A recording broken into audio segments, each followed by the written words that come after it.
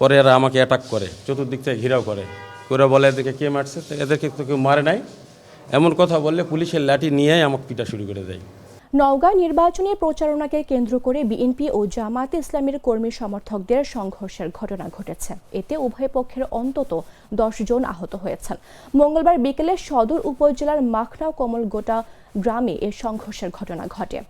ঘটনার পর পুলিশ ও সেনাবাহিনীর সদস্যরা গিয়ে পরিস্থিতি নিয়ন্ত্রণে আনেন। এ ঘটনায় আহত হয়ে জামাতের 4 জন এবং বিএনপির 1 জন কর্মী নওগাঁ 250 শয্যা জেনারেল হাসপাতালে ভর্তি হয়েছেন। বাকিরা স্থানীয় স্বাস্থ্য কমপ্লেক্সে চিকিৎসা নিয়েছেন।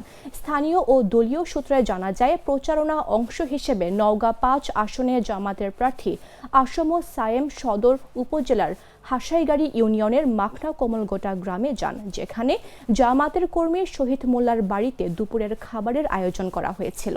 ওই এলাকার নির্বাচনী প্রচারণা শেষে আসম সায়েম সহ কর্মী সমর্থকরা অপেক্ষা করছিলেন। এ সময় গোপাই গ্রামের বিএনপির কর্মী সমর্থকরা তাদের খাবারের ভিডিও ধারণ করে। জামাতের সমর্থকরা এতে বাধা দিলে দুই পক্ষের মধ্যে বাকবিতণ্ডা হয়। এক পর্যায়ে দুই পক্ষের হাতাহাতির ঘটনা ঘটে।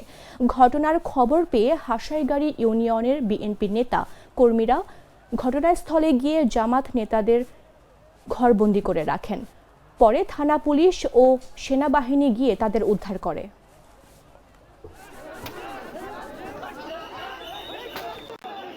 আমাদের জামাতের এমপি সাহেব গেছিল, তাকে নিয়ে আমরা মোটরসাইকেলে পথযাত্রা করতেছিলাম। এমন সময় সে অসুস্থ, সে বলে যে আমাদের বিশ্রামের দরকার। তো ওখানে যাই আমরা, সে ওদের সাথে গেলে আমরা সব কর্মীরা নিচে থাকি, ভাই যায় একটা বাসাতে বিশ্রাম করে। বিশ্রাম করা অবস্থায় 3 জন ছেলে, বিএনপির 3টা ছেলেকে পাঠিয়ে দেয়। ওরা এসে সব ভিডিও করে, এলোমেলো কথা বলে, সব কিছু ভিডিও করতেছে। তো ওদেরকে জিজ্ঞালে যে ভাই কি করতেছো তোমরা? করছে আমরা জামাতের কর্মী। তো ভাই তোমাদেরকেও তো আমরা চিনি, তোমাদের বাসা তো এখানে না, তোমাদের বাসা ওই পাশে, তোমরা বিএনপির ছেলে পেলে তুই কি প্রবলেম মনে করিচ্ছ? আমাদের নেতা ঘুমাইতেছে, সে অসুস্থ, সে বিশ্রাম করতেছে।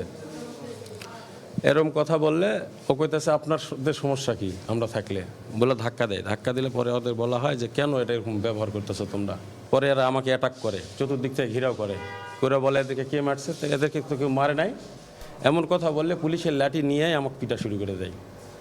আত্মারি পাতারি বাড়ি শুরু করে দিচ্ছে আমারে। এই যে দেখেন এগুলো পিঠে, পিছনে এগুলো দেখেন ফাটাই ফেলে দিচ্ছে পিঠে।